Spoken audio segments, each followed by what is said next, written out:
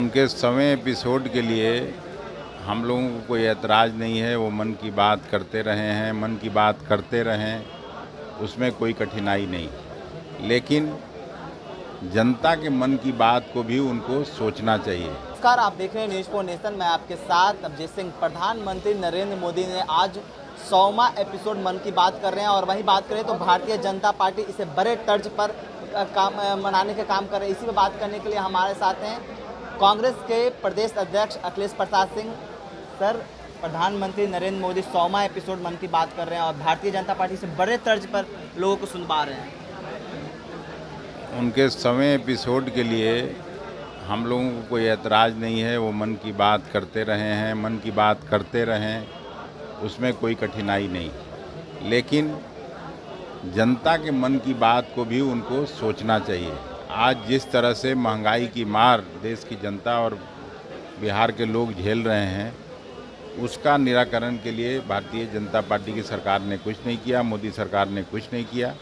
ये बड़ा सवाल है। जिस तरह से बेरोजगारी है और युवाओं का फौज खड़ा हो रहा है,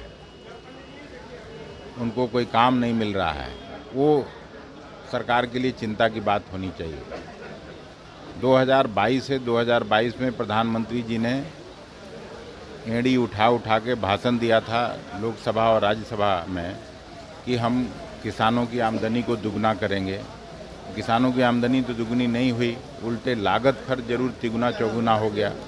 तो ये चिंता का विषय है, ये बड़ा सवाल है। मन की बात प्रधानमंत्री जी करते रहें।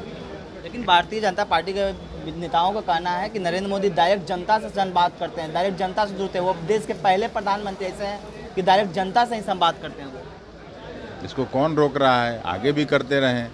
लेकिन ये जो देश बड़ी समस्या को जो झेल रहा है, उसका निराकरण के लिए बात करते तो मन की बात में भी अच्छी लगती। अब तो मन की बात में अच्छी लगेगी नहीं किसी को।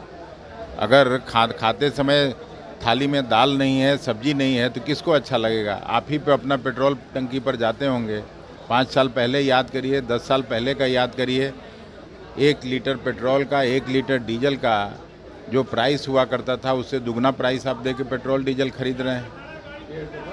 हवाई जहाज़ में जो खर्चा लगता था पटना से दिल्ली जाने में, उससे दुगना से तिगुना हो गया आपका।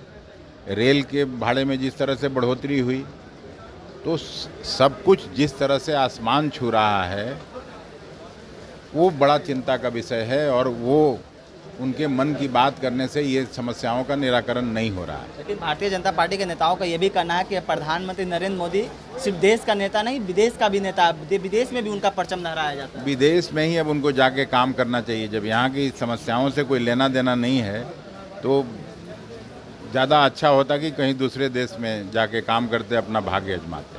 जिस तरह से बात करें, राजद सुप्रीमो लालू प्रसाद यादव आए हैं बिहार, तो भारतीय जनता पार्टी के नेताओं का कहना है कि अब डायरेक्टर आ गए हैं, जो डमी एक्टर थे नीतीश और तेजस्वी, अब उनको बल मिलेगा। तो क्या, कैसे देख रहे हैं आप?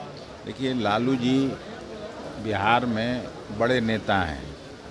भारतीय जनता पार्टी के लोग या कोई कुछ कह ले, वो जनमानस में जनता के नेता हैं।